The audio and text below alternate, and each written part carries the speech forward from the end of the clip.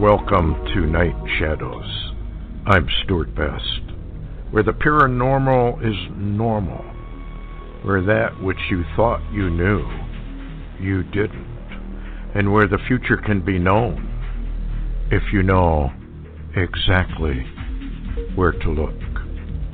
Well, good evening, everyone. Thanks for tuning in. And we have Larry on his mountaintop in the midst of thunderstorms. We've got a forecast, anyway, of a lot of snow, heavy winds, blizzard type situation. Hi, Larry. How you doing? Hey, Stuart. Just checking on my boat. Well, that's the best way to do it. I want to respond to a couple of replies or whatever you want to call them on the blog and whatnot. Anyway, I'm only going to excerpt part of one. Stuart, and I'm sure it means you too, Larry, please stop talking about the rapture. There is no rapture mentioned in the Bible. So I guess we should stop talking about it. Wow. I don't know what to say about something like that. Jesus himself talked about it, to escape. Paul a number of times spoke about it. It makes perfect sense that the church, which is totally different than Israel, would be removed. Anyway, so I cannot stop talking about the rapture because I definitely know that the rapture is in there, and I know a lot of people don't believe it, and they mock it, and they laugh at it. And I think one of the things that's happening is they're not making distinction between the saints. There are the saints of the church during the church age, and when the last of the Gentiles be come in, then that's all closed. Larry himself has had a vision of the closing of the door. That when the door is closed and when it's shut, either the people are hid or they're taken away, one or the other. And kind of like, how do I say, as it was in the days of Noah, well, Noah was kind of taken away in his boat. And had he not built the boat, he would have died with the rest of them. So anyway, people really do need to read the Bible for what it says and not believe half of this junk, and I'm calling it junk, that's out there. I also got one where it says that Matthew should be in the Old Testament, has no business being in the New Testament, and it was written to Israel. Matthew was laying the foundation of everything that follows, verified in the Old Testament in many, many places. So when you see this kind of ignorance that's out there, makes you wonder. And I've also heard that Matthew, Mark, Luke, and John, all of them should be in the Old Testament. It's another satanic deception, another satanic lie. And anyway, nothing I can do about it. It's just the way people are, I guess. I think the Bible probably put it where it put it for a reason, and I wouldn't be tampering with the Word of God. What about you, Larry? I don't think it's wise to tamper with it. What do you think? Well, no, I agree. One of the most interesting things is, a lot of people don't believe in the New Testament language, which is actually written in the Greek, the word Rapture and et cetera, et cetera. They don't believe that. And so I would kind of challenge them to read Zephaniah. That starts with a Z, like zebra. Zephaniah, look it up. Read in there, and you'll find a place where it says that you need to pray that you be hidden in this time. And this time that Zephaniah is talking about is not the first, if you will, destruction of civilization and mankind. It's the second one. And that's when it says to do that. And I had the vision of the door, a huge influx of grain at the last minute, and boom, that door shut and it was over. So anyway, that's all I got to say about that. Yeah, it's just too bad that people don't read it. I mean, be you hidden or be you removed doesn't make any difference. The results would be identical. And it's the results that Christians pray for. Paul makes it very, very clear in Thessalonians that the they and the them are the unbelievers, not the church.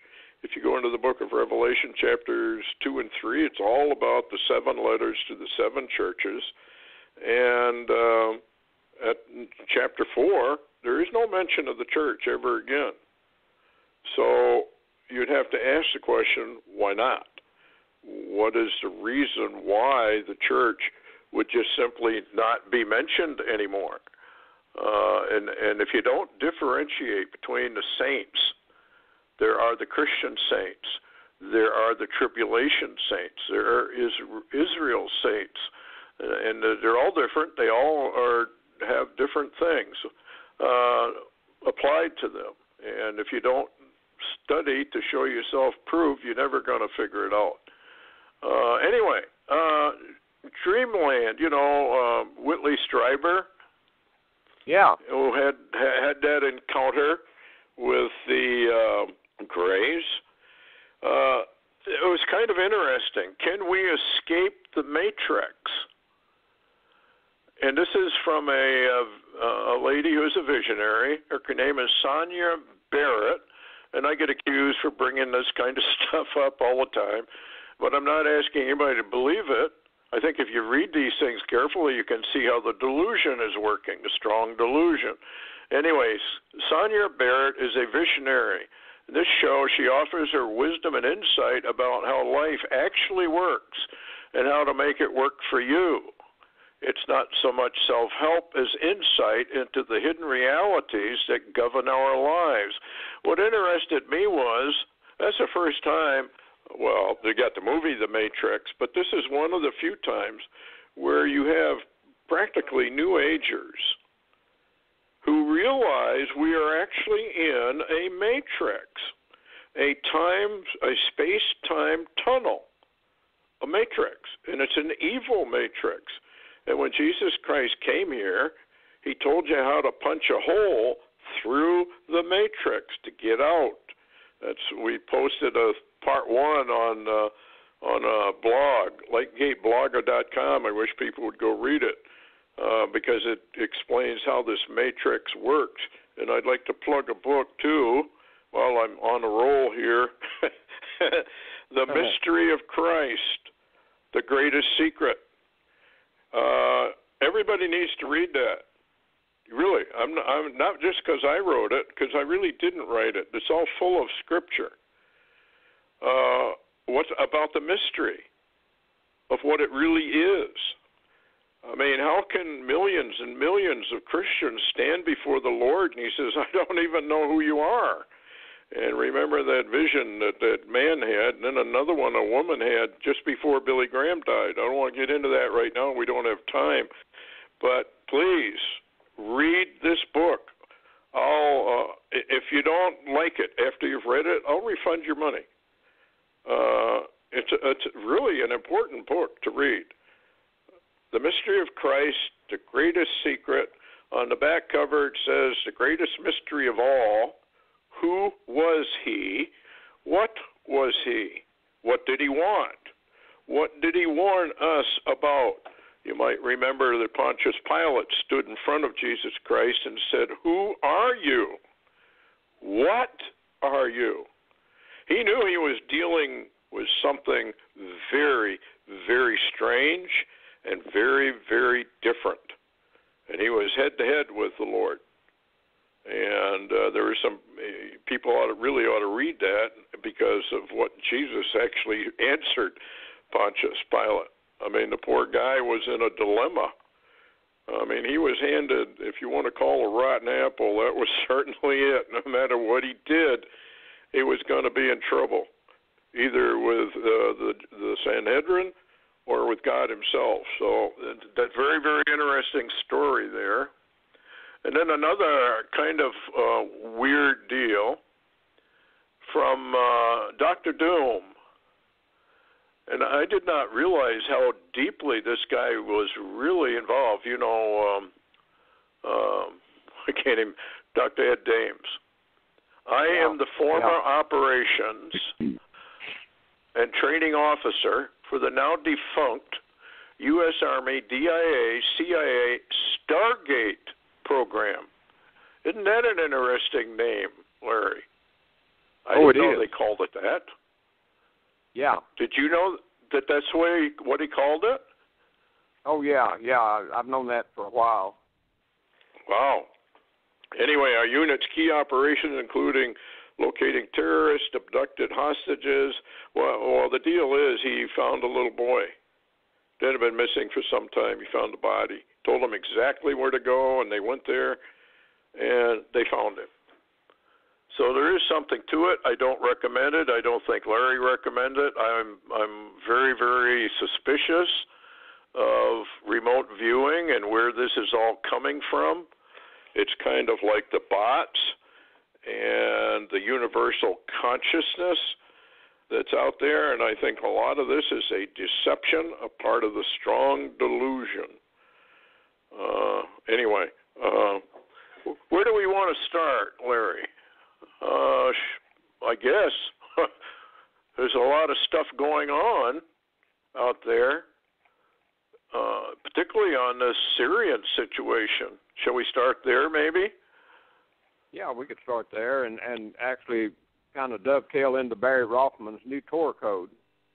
Yeah, that sounds good. Let me wander up here.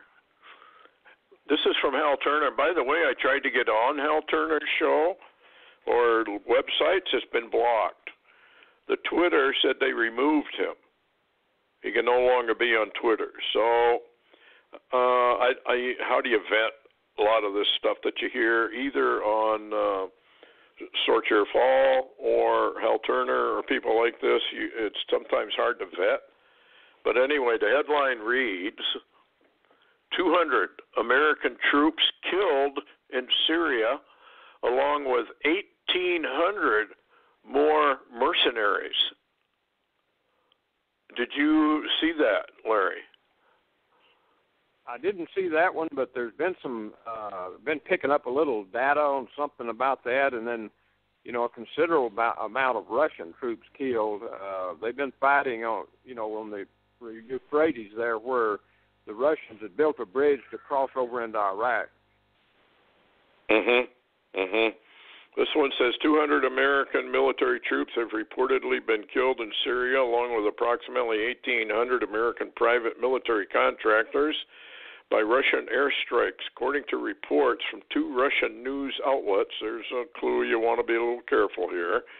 The dead Americans were revenge for the Russian guys who died as a result of the American shelling reported in U.S. media at the end of February. The American troops and contractors were allegedly participating in rebel activities to overthrow the government of Syrian President Bashar Assad, but were killed by 5th-generation aircraft Su-57 fighter jets in airstrikes. So I wonder if there's anything to this and why maybe Deep State is attempting to persuade Trump to possibly go to war. What do you think? There's something going on behind the scenes. Yeah, there's a lot going on behind the scenes. I don't have any data on that. I know that there's been some fighting on that border with Syria and Iraq and the Euphrates, that bridge. And I know that U.S. troops have been attacked, by Russians, and they killed quite a few of them in that first battle. But, I don't know, and it's hard to vet some of this stuff because you don't really know where it's coming from. Yeah, that's one of the problems. Anyway, Newsweek, it says, reports that Mike Pompeo, CIA director, nominated to be Secretary of State, told lawmakers on Thursday, the 12th, that the U.S. killed up to 200 Russians in airstrikes conducted against forces loyal to Syrian President Bashar al-Assad. Prior to Pompeo's statement, U.S. officials had remained silent about the number of casualties inflicted by the coalition assault on pro-Syrian government fighters.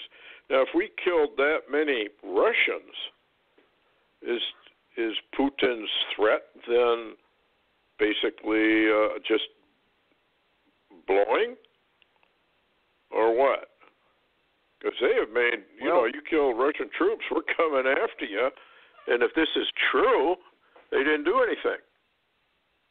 Well, the information that I received on it was that these were Russian contractors. In other words, they weren't federal troops. In other words, Russian federal troops. They were Russian contractors brought in. And that they killed at least 300 or more in the attacks that we put on them, and took out tanks and everything else. And, of course, this was reported, and as most of the news lately, until Pompeo really told that, there wasn't much news about it other than overseas. And that's where I picked up on those battles overseas. I get a lot of Middle East news, and we get it, but America is just so consumed with politics. That's all we got is a lot of smoke. Yeah, they're blacking out everything. They don't want the American people to know anything, basically. They've dumbed the American people down to the point where I'm not even sure the American people want to know anything. Anyway, Russia, this is a report out of Russia. Russia does not intend to tolerate the antics of the United States, either in Syria or elsewhere. And believe me, now in Gut, wherever that is, more abruptly than in Stalingrad. From there, no live American soldiers will leave. So, I don't know. There's something going on in the background, like they're backing off from this whole thing because maybe they found out that this so-called wag the dog chemical attack that didn't even exist is getting out to the public to the point where deep state cannot use it anymore as an excuse to attack. What's your take on that? Well, we've had so many of these false flags, and you and I both know, Stuart, when you really glean into a lot of the terror attacks and bombings and stuff that we've had for some time now, a lot of that, there's too many unanswered questions. There's too much cover-up. There's too much hiding the data. There's too much lying and not telling the truth. And this is involving all the federal agencies. So, we could be at the point where false flags have occurred so much, most of the American people could care less.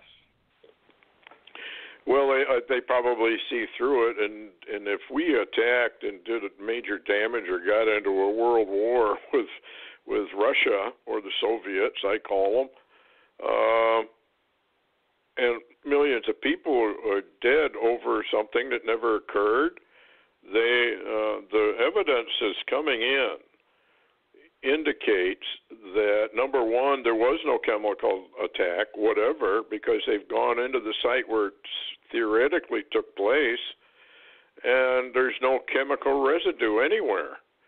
Then they uncovered a video of, I don't know what they call them, white hats or something like that, where they were training the little children to act as though they had been gassed. And so now the evidence seems to appear that this whole thing was a total wag the dog. It never occurred. But, of course, with major media being the way it is, how do you tell the difference between something that did and something that didn't? However, it doesn't make any sense to me that Assad would do it or Russia would do it. They were getting ready to leave. Russia was. Trump had said he was getting ready to pull his forces out.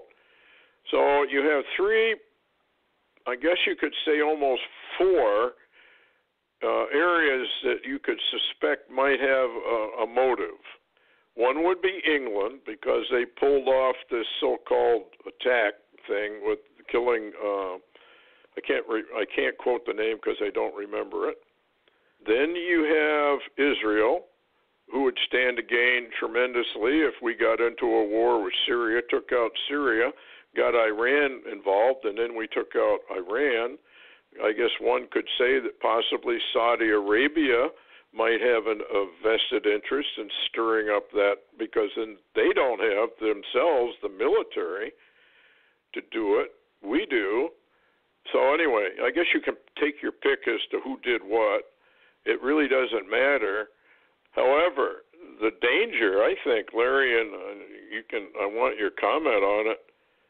If this thing didn't work, they're going to have to pull something else, probably much worse and real. That's my concern. What do you think?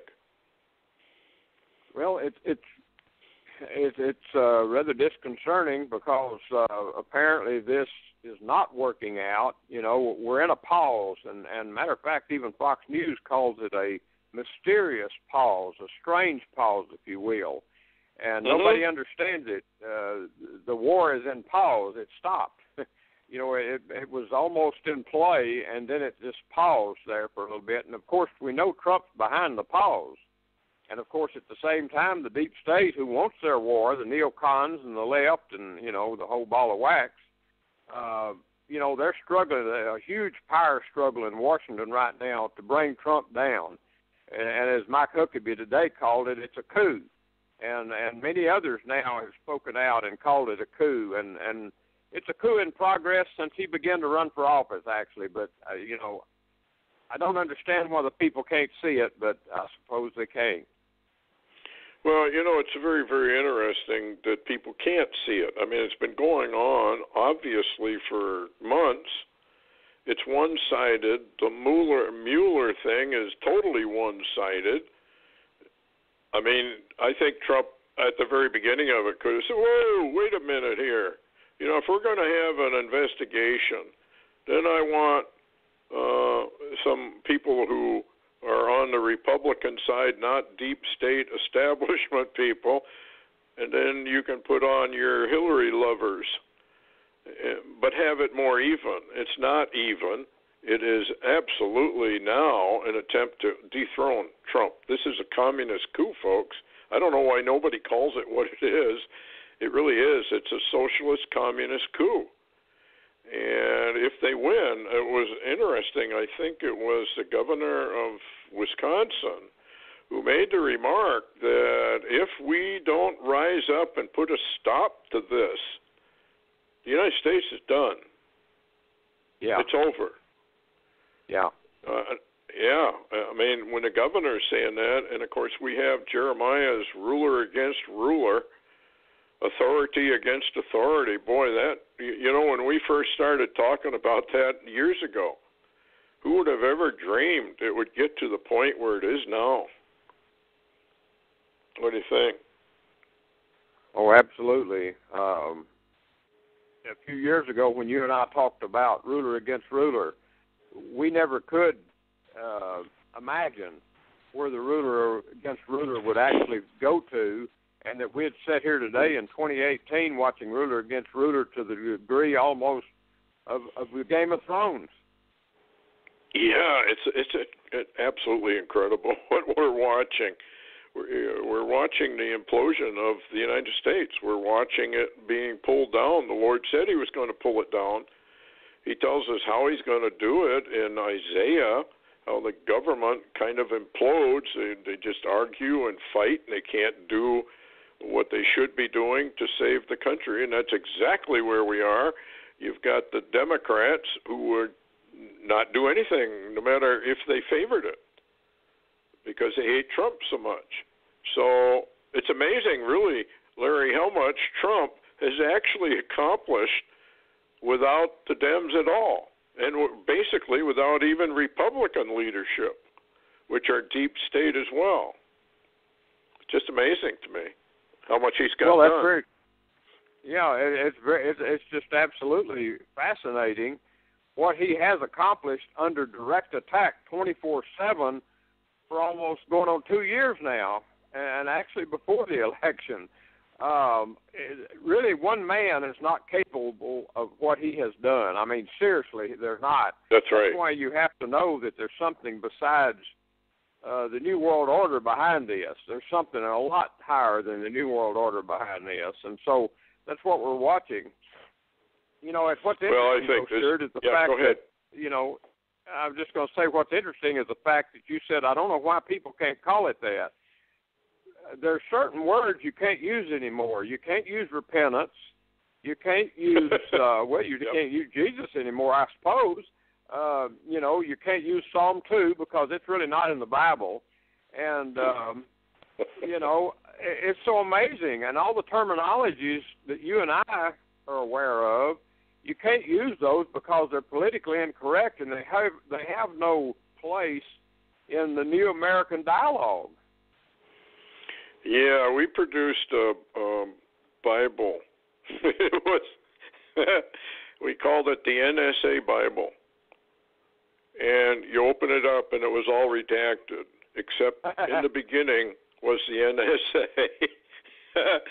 Nobody thought it was funny. I don't know why. I thought it was pretty good myself, because that's what American Christians have done. They've redacted 90% of the Bible. It doesn't even exist.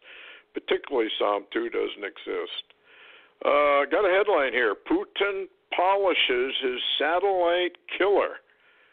U.S. forces depend on satellites to guide their bombs, drones, and troops. So Russia is developing a missile to take the spacecraft out. Now, they have a lot. Didn't they do a ship where they jammed it? If I recall, there were at least one, if not two, that had to kind of lumber back to port under half power because the Soviets had jammed everything on board. Yeah, this is there was two or three of them, and they were actually our most modern electronic warfare ships, and it was almost like they got hit by an EMP and everything went dark. Yeah, I think Russian technology, I've always said never, and I'm sure you'd go along with this, never underestimate your enemy. Always overestimate your enemy. And we are making a bad mistake in underestimating Kimmy the Whiz Kid of North Korea, China and their technology, and Russia and their technology. While at the same time they were developing all their high technology, putting back doors and all the software they sold to us for all our military operations. I mean, I don't know how stupid you can be, but that's the way it goes. You really do have to overestimate, and they're way underestimating Putin. And who knows what little trigger they're going to pull to get this thing going. Folks, we absolutely know from biblical prophecy, Isaiah 17 must and will take place. We know from biblical prophecy that Daniel 8 must and will take place. We know also that Ezekiel 38 and 39 must and will take place. So sooner or later, somebody's going to either make a mistake or the Lord himself is going to bring it upon the world, because he has an agenda. We spoke about the Lord's agenda once before. I don't think a lot of people, Larry, believe that the Lord really does have an agenda for this age. But he says he does. I have proposed it, I'm going to do it, and nobody's going to stop me. So there's the agenda. Then all you have to do is look at prophecy to find out what that agenda is. And basically for the American people, it's to bring America down. And any more news, by the way, on the border conflict that's going on? I know we got military troops down there, National Guard troops, but are they actually stopping the flow? Have you heard anything about that? I haven't really. There's not a lot of data been coming out because everybody was upset about troops going to the border. By the way, we never did get into Barry Rothman's new Torah code. Yeah. Let's do it. Okay. We'll put ourselves back into Syria for a moment. This is a very interesting one that he did. It's dated April the 12th, 2018. It's an update from 2013. And the way this began, and I know, Stuart, you remember a guy by the name of Michael Drosden. He wrote the Bible code. Yeah, he wrote the Bible code books. And in the very first Bible code, Matter of fact, one of the very few instances, in that first book, he came out with a matrix of 3 words, and this got Barry Rothman's attention. And those 3 words from Michael Drosden's first book was Armageddon, Assad, and Holocaust. And in 2013, Barry Rothman ran a Torah code matrix on those 3 words, and he verified them as actually being there, as being a matrix with all 3, Armageddon, Assad, and Holocaust. So with this recent situation with Assad and, the situation in Syria coming to the forefront, April the 12th, he ran an updated matrix, and he came out with 9 terms, and here's what they are. Number 1, Armageddon, Assad. Number 2, war. Number 3, army. Number 4, carry. Number 5, Israel. Number 6, USA. Number 7, Russian. Number 8, Persia, which of course we know that's Iran. Number 9, poison. And I was thinking I'd like your opinion on this, Stuart. It looks like what's interesting is number 9 being the word poison. That's somewhat what started this scenario beginning in Syria for this new attack. And it pulls in not only Assad, but it pulls in Israel, the USA, Russia, and Iran. So I thought that was really apropos for the time we're living in. What do you think? Yeah, absolutely, because chemical warfare is poison. I mean, that's what it is. What's this thing with Truman on the bottom? He's got war, army, carry, and that's an interesting one. We should park there for a little while. That's got to be John Kerry. Yeah, I think it is. So what is this deep? Obviously, he is deep state. Well, you remember, Stuart. Go ahead. Yeah, I was just going to say, if you'll remember, Stuart, the Obama administration and John Kerry said that under them, all the chemical weapons had been removed from Syria. Remember that? Yep. Well, that wasn't accurate. Well, okay, so then we have the USA's involved. Russia is involved. Iran is involved. So there's your Isaiah 17, there's your Daniel 8, and Ezekiel 38, 39, really all spoken of here. I can't quite figure out Truman. I didn't find Truman in the group I got. Oh, well, it is on the picture that I took of what he had. I downloaded it. Was there 10? Yeah. Yes. And Truman is the last one. So anyway, this is how Barry words it. He says the aircraft carrier Harry S. Truman set sail for the crisis area from Norfolk, April 11th. Yeah, the carrier. I was thinking of the president. Yeah, I was too, but no, it's a carrier. Maybe that's what I've wondered. Is that what the pause is for? How many carrier groups do we have over there? Or are they not carriers? There must be one over there at least, I would think. But this is getting... So that means probably... we know for a fact there's only a pause. And a pause may be for what the Lord is doing. I mean, the Lord can pause anything. You can ask Dick Cheney that, because Dick Cheney was frustrated with every attempt he made to start a war, and he couldn't do it because the Lord said, "I'm not going to allow you to do it." So, but I think we're being set up. The high-tech use of underestimating the Russian war machine, our decimated war machine. And with what's going on with China, and they're kind of blustering about the South China Sea and Taiwan, it sounds very much like this Armageddon script is being cranked up, and that we're going to find ourselves in a mess we can't possibly defend ourselves with. And that would be really a good time to pounce on the United States, actually. I mean, it could take another 20 years, but I don't think so. But what's your take on all this? Well, what's interesting is the fact, Stuart, that we're well aware, we should be, of the bringing down of the USA's military.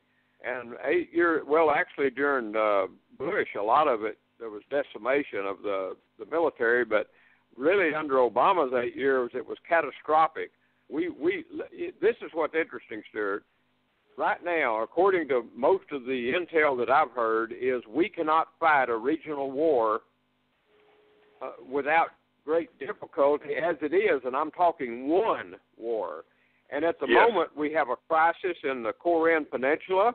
We have a crisis with China in the South China Sea, and now Taiwan appears to be developing to be a crisis.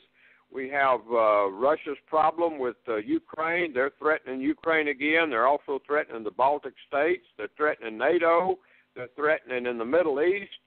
Where are we going to find the capability to fight all those wars at once when we've been brought down to the point we can't even fight one good war?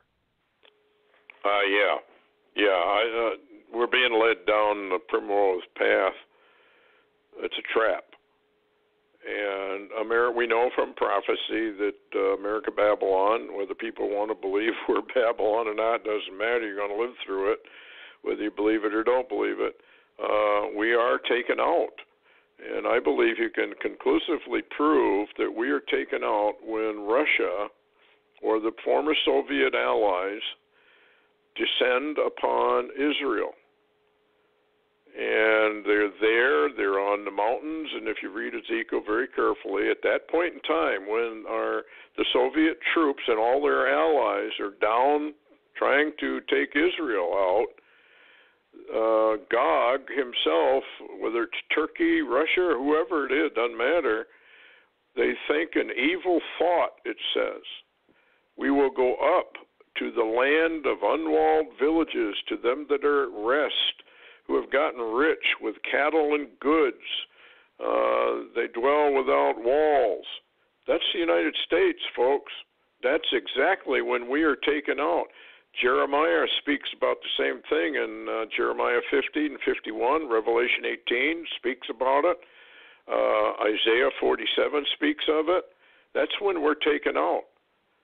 They're already on the mountains. They come up over the poles. Get out a globe and look at it.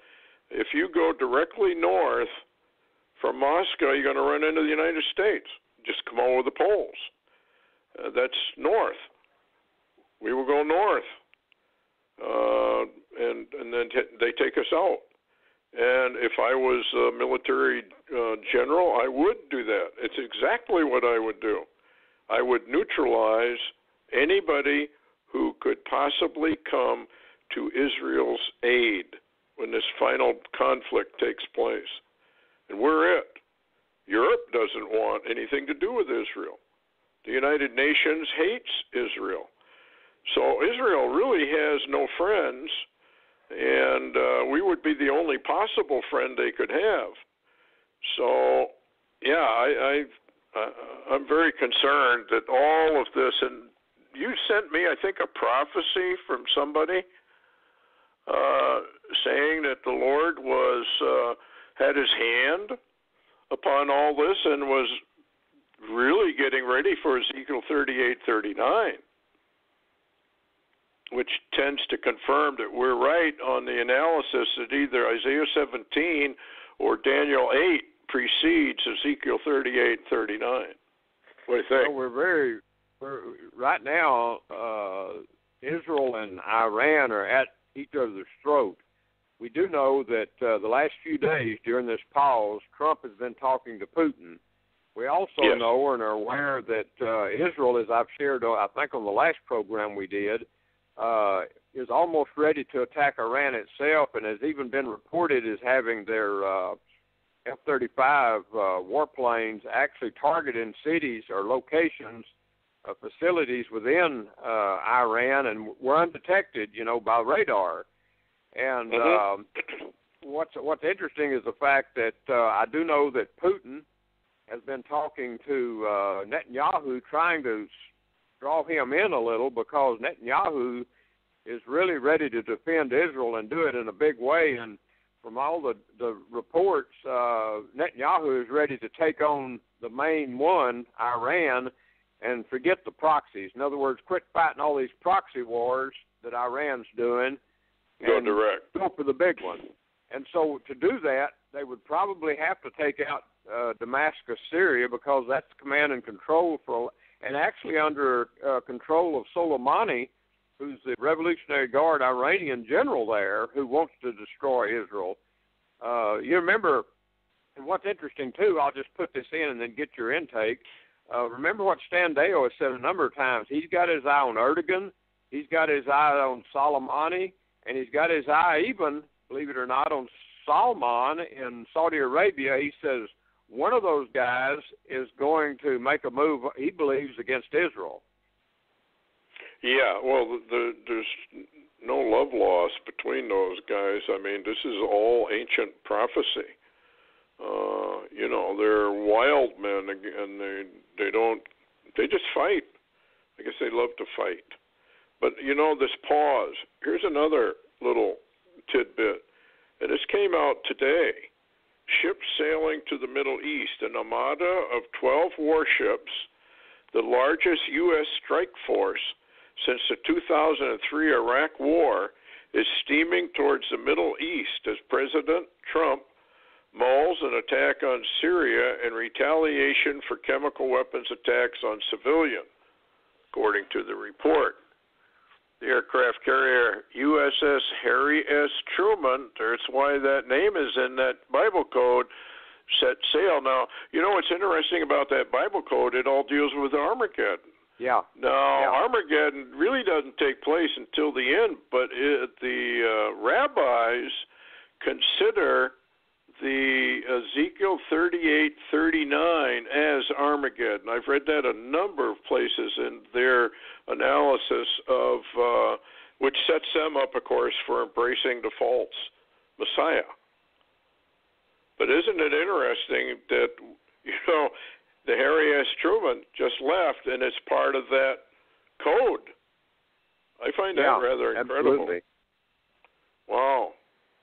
Well, it is, Stuart, and what it does, and I'd like your opinion on this. I've shared in a couple of radio shows that I've had the feeling that this is a little bit too early, that this wasn't supposed to be this early, but, we've had the timeline shift, and we don't know where that carries us exactly. But with this major situation with so-called Cyrus in America, Donald Trump, and the window that he opened up, my feeling is that window hadn't been open long enough for really what the Lord had planned to be carried out. This all seems to be coming to a head really just a little early.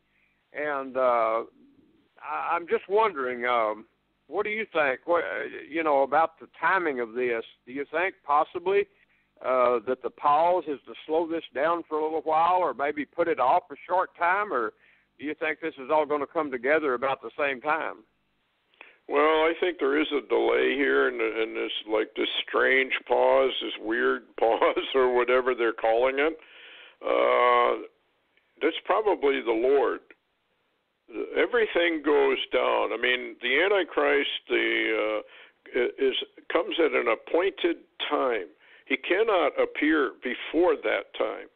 He won't appear after that time. He will appear exactly at the appointed time that they have worked out with God the Father and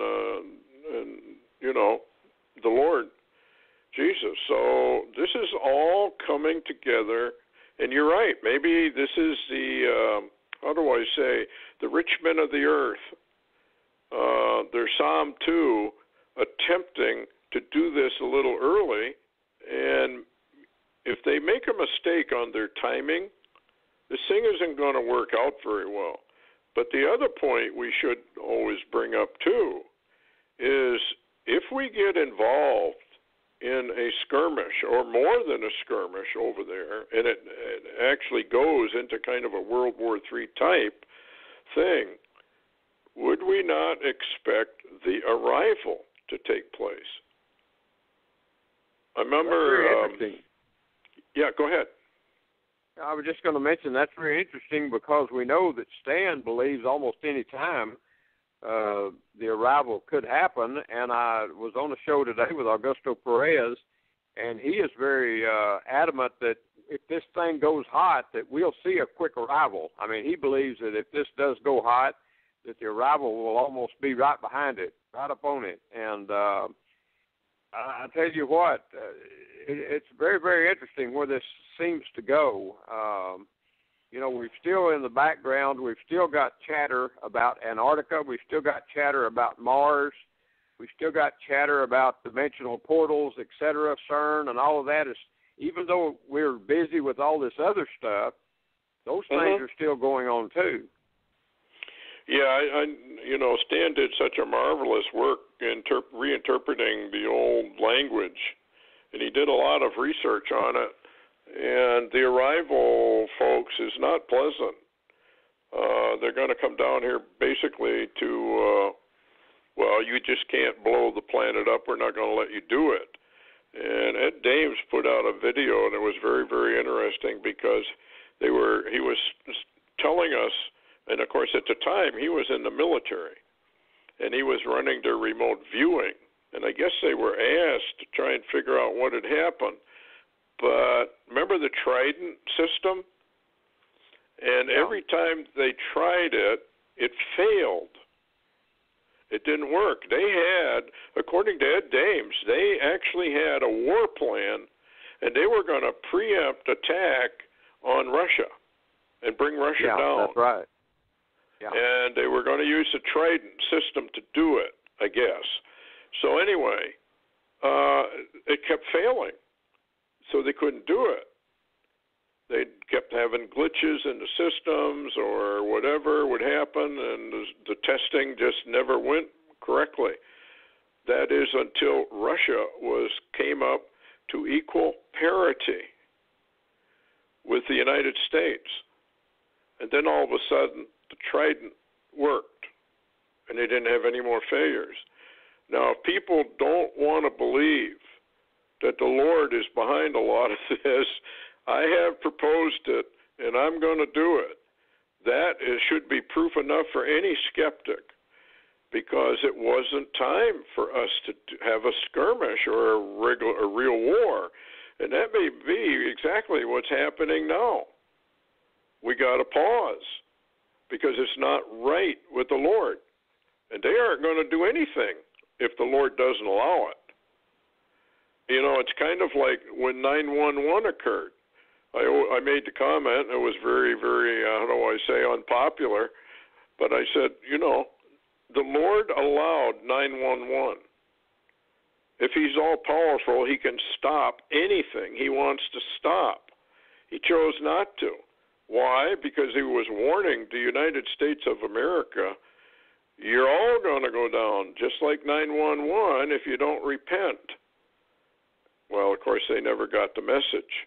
We will rebuild. We will come back stronger. Barack Hussein Obama signed that top, beam that's on one of the top. Anyway, they spray painted it white. He wrote on it, we will come back stronger, and you're not going to stop us, and just literally giving the finger to the Lord. And that doesn't work too well. The Lord will put up with a lot of that stuff, but eventually he gets tired of it, and along comes a big flood and eliminates everybody, and this time it's going to be by fire. So anyway, here's another headline, Larry. China shocks the West with massive war move as the entirety of the Russian military goes on high alert. This is the Security Council report. States that the Western powers were placed in shock just hours ago after a massive Chinese naval fleet suddenly left port to stage a surprise live-fire drill to warn Taiwan and show support for Russia, which fulfills its mutual defense pact obligations with Russia, and whose defense pact with Iran. Treaties, folks. These are all treaties, along with Russia-Iranian defense pact, and with the entirety of the Russian military forces being put on their highest alert, which was combat alert, by the way, gives a terrifying glimpse into the opening moments of World War III and why the Russian people are being advised what to bring when they have to enter their nuclear war-protected bomb shelters. What's your comment on that one? Yeah, I was aware of that, and also received reports today that our doomsday plane has gone up, and also Russia has two of them up and operating. Oh, one really? in the Middle East and one over Russia.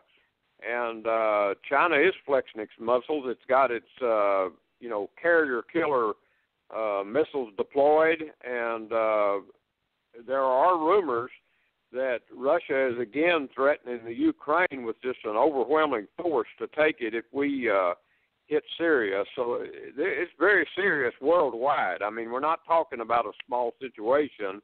We're talking about a worldwide scenario with multiple countries and multiple armies. Yeah, and what is bad for the United States is we are lawless, totally lawless. We have absolutely no business in Syria. It's a violation of all international laws. Putin said, you're in violation of everything. And he's right. Putin was asked by Assad, whether we like Assad or whether we like Kimmy the Whiz Kid over there in North Korea, whether we like Xi in China, it's not our business. The Bible makes it perfectly clear. It's not our business. And so we're over there doing this, doing that, stirring the pot, and like the Bible does say, and I'll have to dig it out and read it for everybody, but it does say that those who you have kind of stirred up and caused all this trouble, do you not think that they're going to come against you? And I guess no. I don't think the American people have thought up, ahead enough to. They won't do anything to stop any of this. They will not rise up.